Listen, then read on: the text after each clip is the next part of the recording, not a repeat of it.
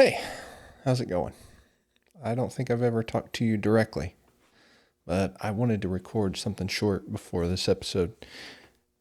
We were fortunate enough to get to speak with Lizz Aquarian this past week, but unfortunately, we had some issues with our camera. Had issues in the past, specifically when I was able to talk with Cameron Killian. The camera, it was consistently overheating, and due to my ignorance, I wasn't real sure, so I did some online searching. And then I thought that I'd fixed it with a setting. So recorded some since then, and it was doing fine. But then we traveled to Downtown Pizza, and we set up inside the restaurant. So Liz and I were in our chairs recording. Everything was going good for, 30, 40 minutes. But then we had a camera cut off. And my theory is the staff of Downtown Pizza was in the background working in the kitchen. And so there's all this movement. So my theory is that this excess movement overheated the camera due to me not running a proper memory card. Okay. So that is the real culprit. Is the memory card that I'm using is not substantial. It's not the word I'm looking for. It's not the right one for my camera. But now that I have that figured out, we can proceed. So you sit here and listen to me say all of these things. And the only reason that I wanted to record this was to give explanation for the disjointed nature of the following interview. I appreciate Liz and I appreciate her time, and I had a great time conversing with her. We talk about her life. We talk about her life in pizza. We talk about pizza in her life. We talk about arcade games. We talk about stage plays, and that's me. But I had a lot of fun, and I hope that you enjoy it, and I hope that you watch it, and don't let the disjointed visuals detract from it too much. Thanks. I don't know. Most people talk louder than I do, so I have to get it like right up here. Yeah, if you're a loud talker, don't. Okay. Yeah. You seem very reserved to do something like this. Yeah, most of the time. That's how I probably have felt, and most people have seemed like that's what they thought. But it's just something I always wanted. Well, I've always had this urge to do like stage plays and stuff. Really? Yeah. I did one earlier this year. What'd you do? I did a Dracula comedy in Hayesville. That's so First random. time ever. And it was something I wanted to do when I was in high school. I took drama class, intro. Did you ever do that? I tried. I didn't take drama class, but I tried to be in a play, and that didn't happen. Oh, really? Yeah, over at Murphy High School. Did you audition? I think I did. Just didn't Yeah. get picked? I don't think I got picked, no. Yeah. But I remember I went to the performance. It was in Hayesville at the theater, at the Yeah. I think the Peacock Playhouse. And my friend was in it, and she was like phenomenal. Really? But yeah. I never took drama, though. I did the introduction to drama. Did you take it here? Yeah. Okay, cool. Yeah, in Murphy. And I don't know that I took it because I wanted to. I think it was just another class, Like a an credit. option. Right, it was definitely what they call them, elective. Yeah. Yeah. But I had this dream of being in stage plays and making movies. And Yeah. You look like the comic book version of, I think, Tony Stark. Oh, really? I think every time I see you, because the way your hair is graying here and then up here, and then Okay. your brow, I always think that. Like, my Tony's- brain always goes to comic book when I see you, because I see you as a customer. Yeah, So that's how I associated you in my head. I'll take it Yeah. for sure. Can you? I think the first question that I had, Okay. probably the most important. What's the protocol if I want pizza and not a salad? Oh my God, the ever protocol. People want Can I their pass those people? yeah, absolutely. All right, so Yeah, if you want to skip ahead, here Yeah. at the buffet. You are more than welcome to be cool and go ahead. Okay. Yeah. Okay. I think the way we operate in here, if you're kind, anything you want. Okay. Yeah. Okay. Because funny that you bring that up, because I had a really bad review recently, and they were like, why is this a buffet? Why is this designed like this? Because I couldn't get to the pizza because there's a line for the salad. Yeah. And so it is actually pretty poignant that you bring that up, because I like to say that reviews don't keep me up at night or whatever, but they do. Yeah. And they hurt. I'm sure. They hurt. But yeah, so you are totally allowed, for anyone watching, you can skip the line and get your pizza. As But long just as you're do it cool. politely.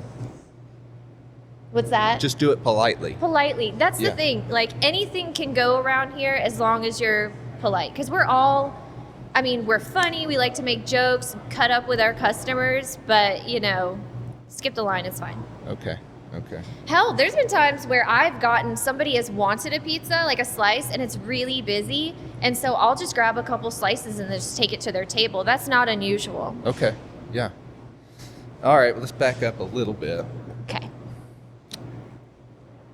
I always do this. I forget to introduce people. Yeah. So we're with Lizz Aquarian. My name is Lizz Aquarian, yes. Okay. Lizz? Lizz, two Z's like pizza. Okay. All right. Kind of early life, growing up, went to school. Was that here? Yeah. Okay. Mostly here. So when I was 11, we moved from Louisiana. Okay. We moved up here because my grandmother lived here in Murphy. So my parents and we were living in Ascension Parish. In Louisiana, we have parishes instead of counties. Yeah. In a town called Geismar. We were well outside of New Orleans, but that's where my dad's family was. So my parents would travel all around, and they washed cars, detailed cars, painted cars for a living. Yeah. And there came an opportunity to come up here, and they did. So your grandmother lived here? Mm-hmm. And she's still here. Is that Her- on your mother's or father's My side? dad's side. Okay. Yeah, her name is, she's a Kathy too. My Yeah. mom's Kathy, she's a Kathy.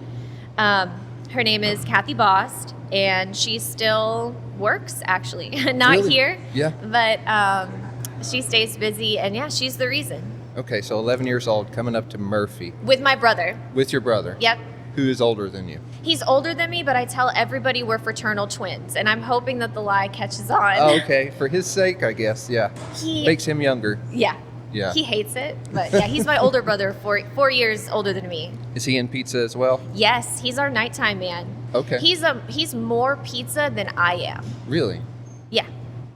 Lives Why and do you breathes. say that? Like, enjoys making it or? Enjoys making it, enjoys eating it. Like, on days off, we live together. Yeah. It's not weird. We live together. We've always lived together. We have a big house. And so Sean will eat pizza on his days off. I'm very much the same. But Sean is the one who's most consistently in here and has been since he was 14. Wow. Yeah. He's pizza for life. Pizza is life. Yeah. Okay, so Sean and you come up here. You're 11. Yes. I'm sure you finish out school here in Murphy. Mm-hmm. Were you interested in pizza at that age? As a kid, yeah, totally. Yeah. But I was always more interested in like the workings of the restaurant versus the food itself. I Right. took the food for granted. When I say pizza, I guess I mean the business as The a business, whole. yeah. I was always like, the school bus would drop us off here right in front of the restaurant. So it was very much part of our routine to just immediately grab a salad, do your homework. Do they need help? Take this here, go to the office, just that classic growing up. Right. And so me and my brother Sean, we grew up in the Domino's Pizza franchise as children. Okay. So my mother had Domino's pizzas when we were very little. I mean, my first sleeping bag was a Domino's Pizza hot bag Really? that I got it. Yeah. And so we grew up, and a lot of second generation restaurant people do this. They grow up as kids, running around the knees of all the other service workers. And so my mom had stores up north, multiple stores. My dad had an independent pizza shop and worked for Domino's. So Big up Domino's, no hate, thank you. I love the Noid, the Yeah, Noid mascot. But yeah, people don't realize like our pizza lineage goes all the way back to then. Okay. So really it's my parents that were the pizza weirdos that could not leave the industry, and we were just born into it. So is pizza as a business like a whole vibe? Is that like something that you just get wrapped up in? Like your soul gets wrapped up in pizza? Yeah, and it's easy too, because the world of pizza can be very romanticized, especially by like the indie Spinning owners. the dough. Yeah, there's so many facets of it. Okay, so you talked about spinning dough. Not only are there competitions, championships. I recently did like this online thing with Slim Jim, the company, and it was all pizza dough tossers, and we were tagging each other, and it was like this really cool pizza community interaction, all on TikTok, all from just dough. And it's amazing. We all spin and toss so differently. I mean, that's its whole niche unto itself. Yeah. Wow. I never thought about it. Yeah, we That even have deeply. they have a fake silicone dough thing that you can slap around to practice with and toss instead of using your real dough. Yeah. Yeah, there's like a cottage industry around this. Okay. And I've never competed. Right. I've always wanted to, and I got really close, but I got scared and I didn't do it. Okay. You still have time. Yeah, I was at the Pizza Expo in Las Vegas maybe 4 years ago, and I had a chance. But honestly, I was under the weather. There was a lot of fires going on in California, so the weather was like, it was hard to breathe, and I was just like surrounded by the titans of the industry, like Team USA and all these influencers in the world of pizza, and I'm like, nah, I'm from Murphy. Don't. You're really like blowing my mind here. So there's a pizza expo. There is a Exposition. pizza expo. There's multiple pizza expos. This is nationwide. Nationwide. Global. Global. What do they do? Are they vendors there? And There's vendors. Sometimes we can learn about like new tech that's in the industry, whether it's like an AI kiosk that takes an order, or a new like Doyen brand dough machine. And then you've also got your vendors, which we love, Stanislaus, which provides our canned tomato for our sauce. They're an amazing family. They've reached out to us a couple times and been super supportive of us and what we do here. And you get to kind of hobnob with those people. And then you're also seeing people from like Jersey pizza shops and the moms and dads who have been doing this since their parents were doing it. Think Comic-Con, but for pizza. yeah. Yeah, and it's exactly like that, like set design, and you just really get into it. I recommend anybody who's in the pizza industry to go at least once. You could probably get a free ticket from your food providers. That's like a hot tip. Just ask for it; they'll give it to you. Okay. So it seems like New York, New Jersey is like the pizza place. Yeah. Is there much animosity between our pizza's better than... Okay, so there's always going to exist this respect for certain hot zones of pizza. Okay. What are those? So definitely Chicago. Yeah. I actually took a trip just to go eat at a specific pizza restaurant there because they had such a unique style. And they had been there for so long, and that's where the respect comes from. If you've been doing something for a long time, I feel like the customers respond to it. You're doing something right. Yeah. So I definitely love Chicago style. That's your classic deep dish. But then they've also got things called like tavern pies. Have you ever heard of those? I think so. I couldn't tell you what it was. Is that square cut? Yeah. I mean, we change all the time. So Yeah. some people are real. This is where the deep dish was made. Okay. This is where the Detroit style was made. And that is accurate to some degree, but it does vary. Like, people always ask me, like, what kind of pizza would you categorize this as? And I don't know, and maybe you can tell me. But, like, we make all of our own dough, Yeah. all of our own sauce. Our dough it's no artificial ingredients. I'll tell you. You want to know? I want to know. Okay, so 50 pounds of flour, and it's a 00 style, which speaks to the fine grain Okay. of the wheat. Yeah. So it's a 00 style, but not 00. That alone can cause controversy. Really? Yeah. In the pizza world. In the pizza world. But we have a great product that's 00 style, and then it's oil, salt, sugar, water. Okay. And water is the most important part of the dough, in my opinion. Do you even have to measure anymore? Yes. Okay. I still do. Yeah. And you want to, because that day you make that mistake, or the day, God forbid, you don't put the yeast in your dough, and you forgot, and you see them all on the buffet line, you're like, this ain't right, Yeah. you know? So we still measure. And the one reason we do that as well is because we train so much in here that we always want to practice what we preach for the sake of the employees watching. Okay. So that they can learn how to do it right. Right. Yeah, I get that. Yeah. Take me back to your parents. Did they come up here knowing they were going to open up a pizza restaurant? I can only assume. That time was a weird time for us. What year was that? 2001. 2001. Okay. Yeah, 2001. And I just remember being told they bought a pizza oven, but there was nowhere to put it yet. Oh. And I'm like, so we're going to have a pizza shop. Where's this place going to be at? And I wanted to take this opportunity to mention a man who really, he doesn't get mentioned a lot, but without him, we wouldn't be here. And that's a gentleman named Paul Ferdenzi. And Paul passed away last year. Paul owned this building, and he gave my parents this opportunity to have this building and to have a house for us to live in. So Downtown Pizza would not have existed without Paul Ferdenzi. Okay. An Italian guy, loved pizza too. So it was like the perfect universe brought us together in like a really cool way. And a lot of people don't realize that. Yeah. Okay, so thanks, Paul. Shout out, Paul. Shout out Paul. I really want him to haunt this building. Yeah. He's not thus far, but we'll see. There's still time. There's still time.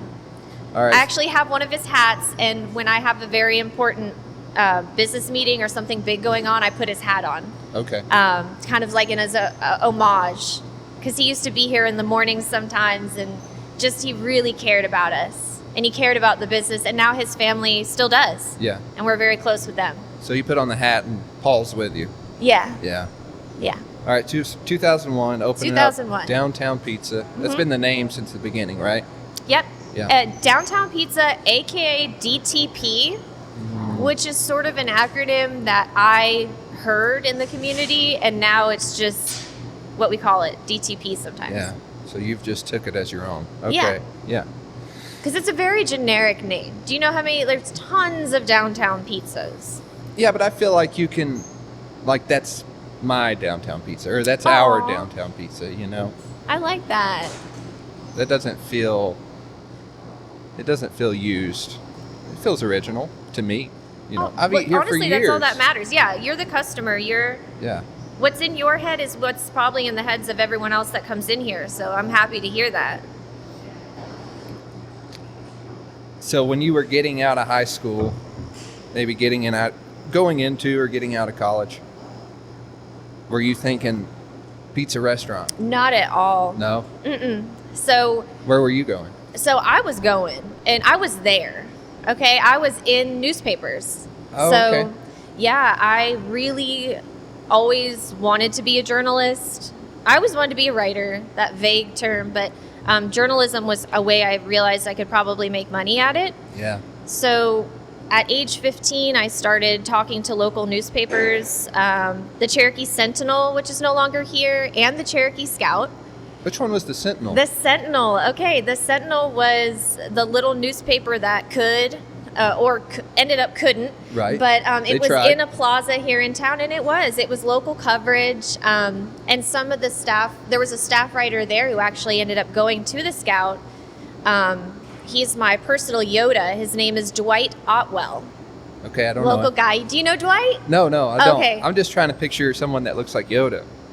He didn't look like Yoda, Oh. but he was just like dropping the real. Like I went to community college. Okay, fine. so I got a 2-year. Of course, it's fine. I wasn't asking. Yeah, that's fine. So I got a 2-year degree in community journalism, not journalism, but community. So more. I didn't know there rural. was a difference. I didn't either until I took it. Okay. But Dwight really taught me like the real nuts and bolts of journalism. So how we name files to put into a server, how we communicate to this person that I need their name and number, like things like that. Mm-hmm. And so I was at the Sentinel, and then my dream was always to go to the Scout, though. Yeah. So the Scout was the big one in town. That was the big one for me. And it was very exciting. Like, I got to work with David Brown and a whole newsroom of people that aren't really, they're not there anymore. Everyone's moved on and done other things, but we're still really close. Not really close, but we still, we keep up with each other. Yeah. Yeah. So where was the Sentinel located? The Sentinel was located next to Alpha Music. Oh, okay, on that little strip there. Yep. Okay. It was right in there. Man, I have no knowledge of that. I'm going to have to... It makes me feel old sometimes because now I mention things that have been here in the past, and people are like, I had no idea we had that. And I'm like, oh. Well, we're close to the same age. I'm just ignorant. Yeah. Oh. Okay. Oh. You know what, though? No, the Sentinel was cool. I really appreciated my time there. I learned a lot. And then, I went to the Scout, and I was a staff writer there, and I worked with the late Scott Wallace, who is an amazing photographer. We worked a lot of stories together, features, so really just like profiling people, meeting them out in the community, and that was really cool. Okay. Did you ever write anything that was, I don't know, people found controversial? Oh. Because it seems like all the time. They have that happen all the time. All the time. So I wanted to ask, since you brought it up, from someone who had written something that maybe would find controversial.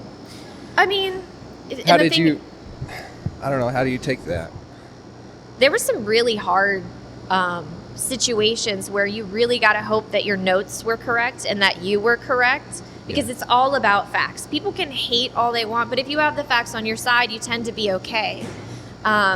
But there were several instances where people were irate or upset about the way I reported something or the fact that I had reported something.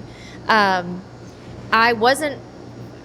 People in government, like people in the Andrews Alderman, which is funny because like the Andrews Alderman back when I was a reporter, I feel like they didn't like me, but now they're like really good customers and friends, and we like laugh about it. That's what pizza does. Yeah, the pizza was the great equalizer. Yeah. And I think ultimately why I decided to go with pizza, it's kind of like a two-pronged thing. One, journalism just became hard for me personally to do. Okay. I just found that I was like reporting on a community but not being a part of it. And so when I started a family, I was like, I need to be a part of this community. I need to raise a family, and I have an opportunity to either take on a legacy or forge this other path. And I loved this building and the people in it so much, and I loved downtown pizza that I just had to make that pivot into pizza. But I learned a lot from journalism. I cherish my time there, and especially all the people that I met doing it. Yeah. Uh-oh. Someone forgot to turn their phone off. Who was that? It's me. I know. It's okay, though. It's your show. Do you want me to grab it? No, it's okay. Okay. What year did you come into pizza pretty heavy? It's hard to say. Like, I try to think about it, but I was always still in it. Always had one foot in the door, as it were, here. Even while you're at the journaling? Yeah. Journalist. Okay. Oh, yeah. Well, because on one hand, too, I was always, painfully aware of reputation. In journalism, reputation's everything. And so I was always cognizant of, like, what is the reputation of downtown pizza? Oh, like, okay. What direction is it going? How are we doing? And so those questions I kept asking myself more and more, to where it was like, okay, I've just got to get in here and either do it the way I want to do it or collaborate and figure it out, because I was just ready to move the business in a little bit of a different direction. What did that look like? What steps did you take to move it? I think kitchen culture, number one. So I just wanted to create a kitchen where people wanted to work. Okay. Pizza is great in that a lot of people use that as an entryway to get into, whether it be waitressing, cooking. and it's a very inclusive environment, but back of house has always been a rough crowd, and I wanted us to be a kitchen culture that you could be proud to send your teenager into to learn some skills and, make some money. Okay, yeah. A place where people would be comfortable sending their kid to work. And also, we're an open kitchen. Right. So you have to have a good kitchen culture because people are seeing it. They're seeing it, they're judging it. And, so to me, that had to be number one. And then, like, aesthetically, I just wanted to change things, the way they looked, and try to find ways of, like, more efficiency, things like that. Okay. And I feel like we're still doing that. Like, that never ends. So it seems like, in my experience, that downtown pizza can be a good place for entry-level jobs for teenagers. Totally. Especially in the kitchen. That brings up another question. How did you decide to do a buffet style instead of a, I don't know, sit and be waited on? I don't know what you would call that style of restaurant. Well, I didn't. My parents did, and I asked them that too. And I think the best I could surmise is that they wanted the food to get quickly to the customer, and to where you could quickly have a lunch and then go back to work. And the best way to do that is self-serve, and here's your food. Yeah. Get what you want. It's just that simple. That's all it is. I though theorize that my parents, having grown up at a time where buffets were a little bit more of a thing. Yeah. Like, I think there was one called like Ponderosa. There's, the Golden Corral. Like, the buffet was a little bit more of a 90s thing to me. I don't know. Do you think that Yeah, I agree. I'm thinking of like Shoney's. Yeah. Golden Corral, Ryan's. And then, of course, you've got your CC's. You've got, your pizza forward ones. And I really think that's why they did it. Sake of ease, they always say in food to do one thing, just do one thing and try to do it right. And that's what my parents wanted to do and ultimately did. But the only issue with buffets is that it's so much more difficult than a typical sit down, a waiter brings you your food. It's much harder. In what way? So it's much harder in that you can't control the outside variables of your customers. So you don't know how much food they're going to eat. You don't know what kind of messes are going to be made. And we have that expectation with every single customer that it be clean, that their food be hot, that it be fresh. And it just takes one change of one of those variables to really throw things off, and you've got to just really be on top of it. Even when it comes to making sure you've got your spatulas all facing out to where people can access the pizza. Like, we really think about every little minute detail. And you're also fighting a crowd. You've got a crowd of people in here, and you're just like trying to it gets pretty crazy in here at lunch and at dinner. Be. That's my favorite. When it's absolutely in the weeds, busy, and I'm just chucking pizza in, washing hands, and then catching them coming out. That's my favorite thing. I guess probably when you have rooms back here that people reserve. Yeah. Those got to be busy days. Yeah. When it's like, the last time I was here, it was for the, I don't know, soccer celebration. Yep. Yeah. Okay, And I think it made us who we are today, and that's why we are second generation pizza makers and business runners. Like, I call myself a GM, like just general manager of everything. If it's quasi related to this, consider me managing it. Okay. And Sean's the same. But we do things like food ordering, inventory, all the little things we still are a part of. I still clean the bathrooms just about every day. So it seems like from the outside looking in that you are more of a face than Sean is.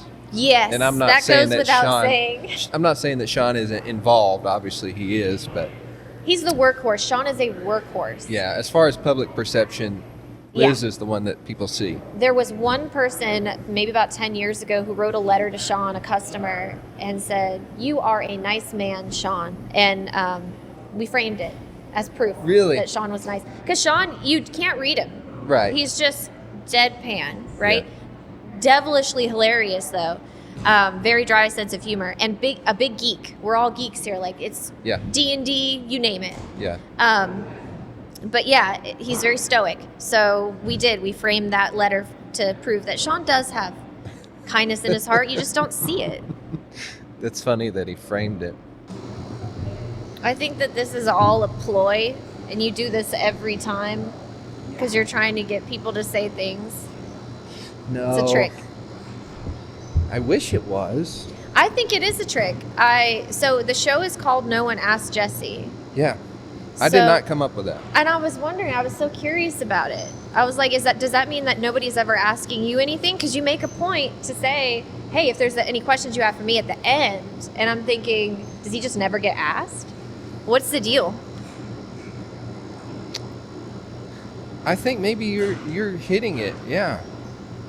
It's like it's just wanting to talk to people. And Do you find people are asking you questions? on the show? Mm-hmm. Oh yeah. Yeah. And you like that? I make them. I was going to No. say, so like you can kind of like force people to turn from host to guest if you want to. Yeah. Yeah. And they ask me questions and I try to answer just as honestly as I can. Because you're a little bit of an enigma Yeah. in that, like I saw when you started doing this, because you were interviewing some of my friends and people I knew, Right. and I was like, what is this guy all about? Like, what is this, like a Murphy influencer? You're from Marble, but maybe like a Cherokee County influencer trying to come up, but thank God you are, because nobody else is asking these questions or like getting these stories. So Right. you're We're doing having the right a lot thing. of fun with it. I am, for sure. From capturing it to editing it to posting it and getting asked questions. I enjoy that. It's fun. I had one other question for you. What were we talking about before it went off? Oh, what were we talking about? We were still talking about pizza. Yeah. So we were talking about the buffet Yeah. and the kitchen culture. The kitchen And culture. an entry-level position for kids. Yes, Kids, but, sure. teenagers. I mean, we've had 2, if I'm not mistaken, Hiawassee Dam valedictorians work here. We tend to get like the best and the brightest from the school system, and usually we'll employ them starting at 14 and then keep them all the way through high school, and then they often will come back during their college years and just kind of work when they have breaks. And I Okay. really love that model, because the kids inherently care. Yeah. Like they really have a stake in this place, and it's their memories, and you can't create loyalty to yourself or a brand or a restaurant, but you can kind of foster an environment where it's possible, where people can care about coming to work. And I find that you get that more in the youth, Yeah. and that's been our greatest strength. I think when you're young, the whole world's in front of you and you're like just going to conquer the world, and every day is great. You get to spend it with your friends, and And especially if there's pizza is not intimidating. So No. like people are not that afraid to, like, for their first job, yeah. try it out. And then some of these kids, I mean, when you first meet them, you're like, I don't know if they're ever going to learn to cut a pizza. Next thing you know, they're in there tossing, twirling, cutting, like they own the place. Okay. Like they know it because they do. And that's really cool. How fluid are the positions here? What would you say there are as far as how many positions in the pizza world? Fluid, you named it right there. Everything is pretty fluid because the kitchen's designed like a clock. So, you've got your 12 o'clock, the front register, which Yeah. we often will call the gate. We've got all sorts of like little words for things. But Okay. You'll have the gate, and you'll have the person up front who will take care of guests and help the salad bar. Then you'll have the cut station, which Okay. gets the output. So they're going to get all the pizzas, the orders, cut them. And then they also are forward facing to the customer. Yeah. So they might be answering questions about a type of pizza or putting a request in. And then, of course, we'll have the managers and the pizza makers over at the make line. Yeah. And That's the far wall. That's Okay. that far wall. So orders and requests going through there, and then it just goes like a circle. Okay. Oh, and then you've also got the arcade. So we've got Yeah. ticket redemption, endless cleaning, always wiping down, always sweeping, and then the 3 party rooms that we have in the facility. So it's just kind of always trying to stay on top of things. So I feel like the arcade has gotten bigger over time.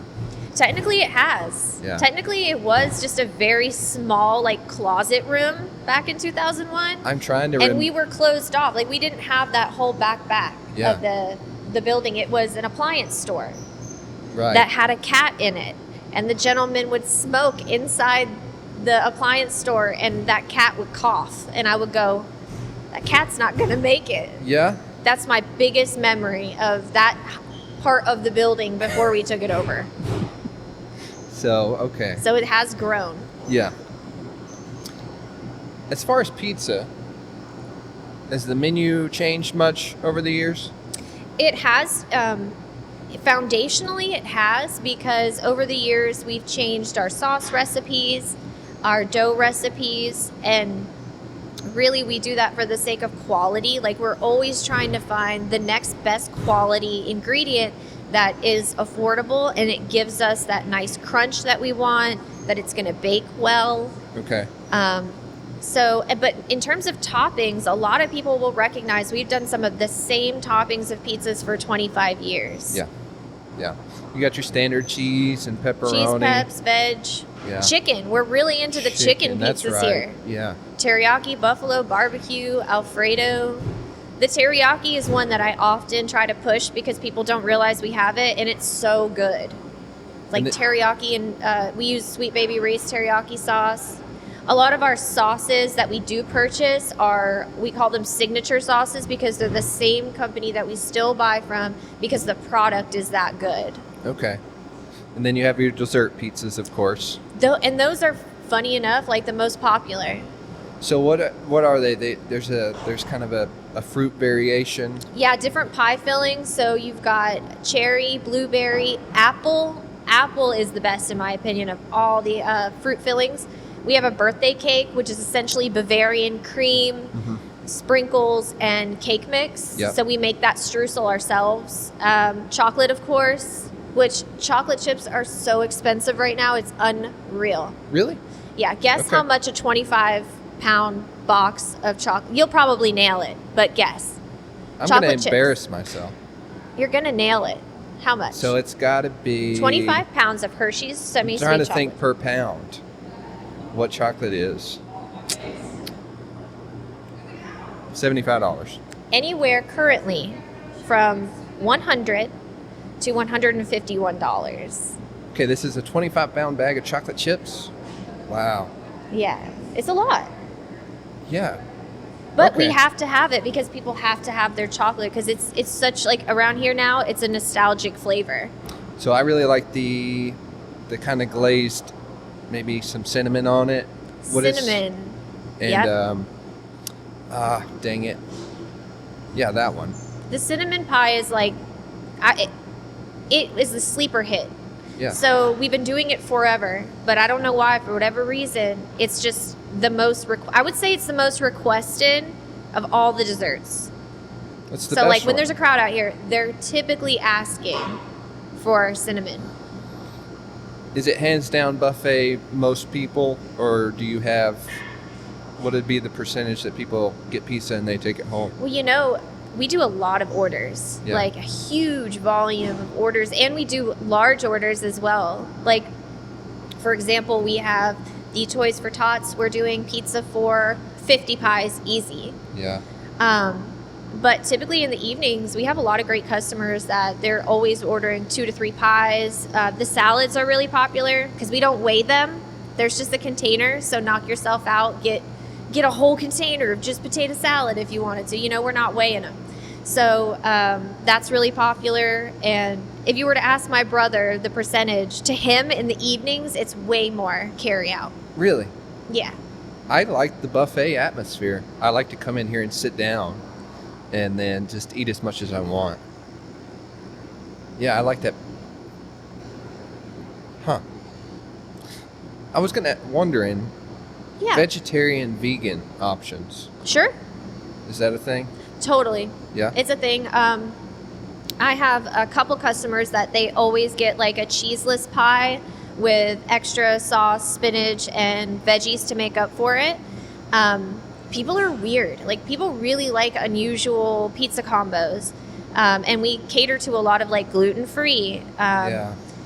And we're very aware of allergies, only because the people with allergies are always let you know. Yeah. So Well, sometimes it can be like threatening to their health. Yeah, exactly. So like, we're very good about like, you use a separate cutter. You know, we use cornmeal to create our pies, not flour on the outside. So like, people are always asking like, could there be cross-contamination of flour, you know? And so I figured, since it is an issue, if we're literally on top of that and that's what we pay attention to first, the customers will like that. And that's the case. So if you tell me you're vegan, or you come in and you tell me you're vegetarian, don't tempt me with a good time. I'm going to make you so many veggie pizzas of different varieties that you've never had, to make that vegetarian go, oh, like, I can have this pizza experience too. Yeah. So where does the cornmeal come into play? I didn't So the realize cornmeal, this. yeah. So we take our dough out after our dough's proofed. We take it out with a scraper, and then we put it in cornmeal, Oh. and that gives us the ability to slide, to form, to dock, and then slap out. So the Okay. cornmeal gives us that abrasive slip and slide that we need, and then also when it's on the screen, that helps. And then by default, it's going to cook with that nice crunchy cornmeal on the outside. And that's common practice in pizza world. It's common. Not everybody does it, but some people do. That's interesting. I didn't know that cornmeal was involved. Yeah, if you see me covered in something that looks like flour, it's usually not flour. Yeah. It's cornmeal. Like, there's cornmeal in my shoes. There's probably cornmeal in all my pockets. Yeah. Of any pants I have, there's cornmeal at the bottom. Okay. Were the we were talking earlier about the arcade. Was that something that was thought of at the beginning, including games? Yes, I think it was a little bit of an afterthought for my parents, because my parents actually found an amusement company out of Blue Ridge called Tom's Amusements. Well, people are always, they never understand how the arcade works here. Really? So I figure I would, like, people think like we own those games. Right. Those games are so expensive. Are they? You're talking millions worth of product. And in the industry, the arcade industry, like, they're not cranking out new games all the time. I mean, they have trade shows, but a lot of these games, they have to be preserved. Yeah. It's kind of, to me, I look at it as we are trying to preserve the analog, old school gaming worlds. Dude, I played a pinball machine from the 20s. I'm like, what? They have some And old you ones can in Blue Ridge. I need to go because Josh, our dishwasher, told us about it. And it just It's seems got so like cool. wooden slappers with like these rubber bands on them, and it's just super old just look. And oh man, they're really narrow. And you know how pinball machines are usually, like, now they're On a- kind of angled. These are much more flat. And you can like feel the age in them. Like when you press the button, it's like, it feels like actual mechanical It takes a lot linkage. of energy to get that thing to, Yeah, but then of course they have super new pinball machines. So I looked them up after I left, because I went with my family, and I was like, this will be okay, you know. It was one of those days, maybe I was not having a great day, and I was like, I don't really want to go. But my family wanted to go to this pinball store, and I was like, okay, I'll go. And I had so much fun. Like, you get to buy an amount of time. Okay, so Okay, it's so buy they give time. you a bracelet, and it's got a sensor on it. So all the machines are receptive to this sensor. Oh, that's cool. Okay, so you buy an hour, like at a trampoline park or something. Yeah. So then you have this wrist, like you go to the county fair or something. So you put it against this module on the front of the machine, and then it gives you a game of pinball. And I'd played pinball, of course, but not like much. So they have, I mean, I wouldn't even be afraid to say that they had between 35 and 40 pinball machines in this place. Did you From, see like- did you see where most of them are made? No. It tends to be Illinois. Illinois? Yeah, and somebody can fact check me on this, but Illinois is where predominantly most, I want to say Illinois and maybe Michigan are where they're mostly made and produced. Really? And I learned that when I went to the Pinball Museum in Chattanooga. I was Okay. like, wait a minute, because it'll say when it was made and where. And I guess that's like the mecca for pinball manufacturing. All the big names Wow. go there, and they're I would all have thought it coming would out have of. been, I don't know. I could be foreign wrong. for It's sure. a very it's I a believe you. Midwest state, and it's like random. You wouldn't expect it. I didn't expect it. So pinball's like still, like I thought pinball had aged out years ago. You know, that was my perception, that pinball Yeah. was old timey. You know, like I don't even know what I would compare it to. I don't think you're wrong. But yeah. they make brand new pinball machines. So I had so much fun at the store that I was looking it up online, and I was looking at YouTube videos when I got home. And there are like YouTubers with thousands of subscribers that do these pinball things. Okay, so with these new pinball machines, they're so busy that they have narrative missions inside them. Okay, so you can have a King Kong pinball, you can have like a Dungeons and Dragons pinball. Creature from the Black Lagoon. Yeah, It's one of the best stuff ones. like that. So they have these different spots in the pinball machine where you construct this narrative and you pass these missions like a video game.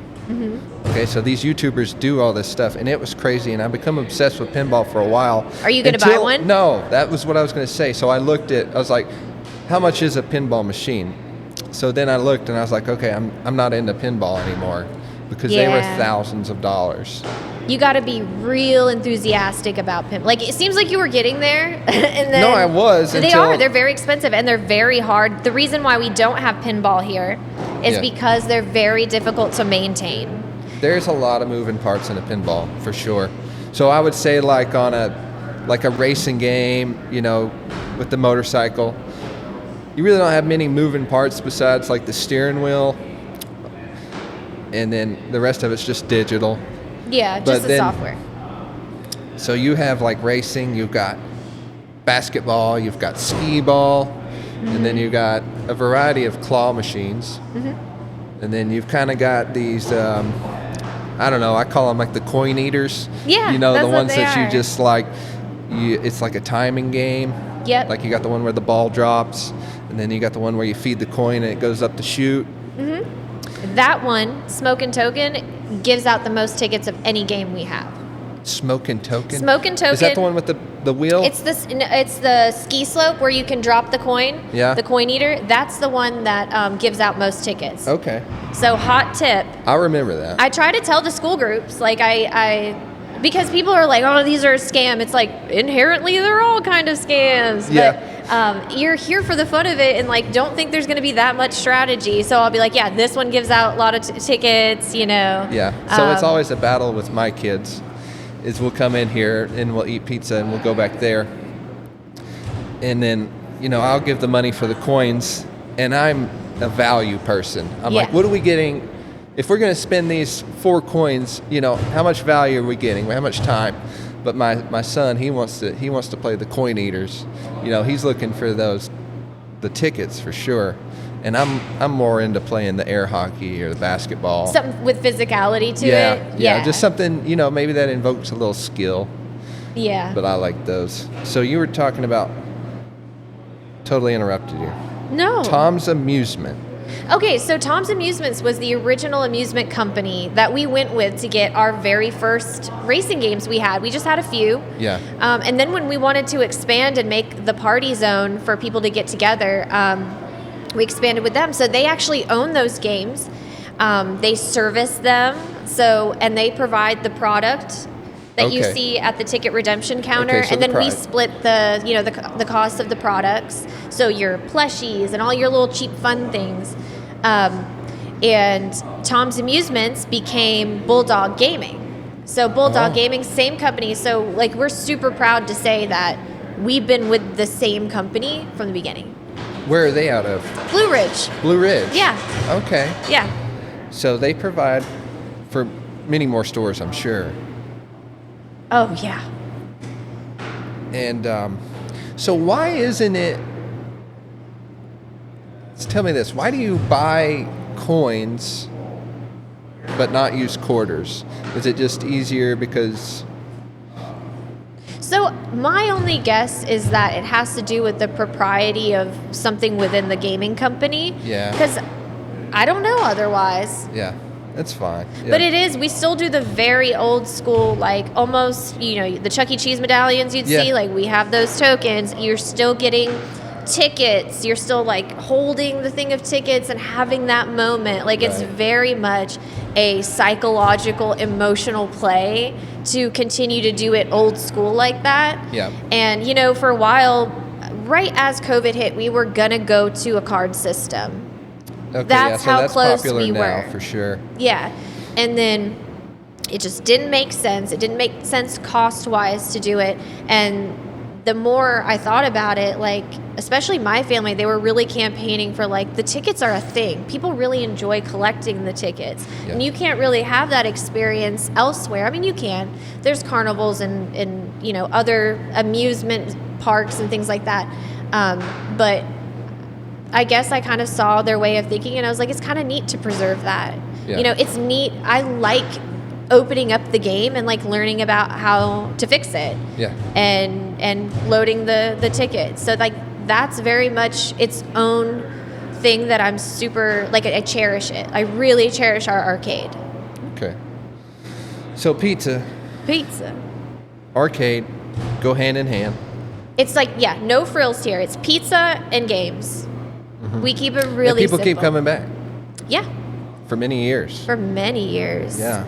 Generations, like watching people grow up. Growing up here, like I got to grow up in here, and that was its whole saga, Yeah. and I love it. And What does the next year kind of hold for Downtown Pizza? Downtown Pizza, we're just going to keep refreshing. Like the town is on the come up in terms of aesthetically outside. Our roundabout's going round. Yeah. But yeah, just some new signage, and then we just want to keep doing what we're doing, but better. Like it landed on that. I think we did good. Yeah, we did.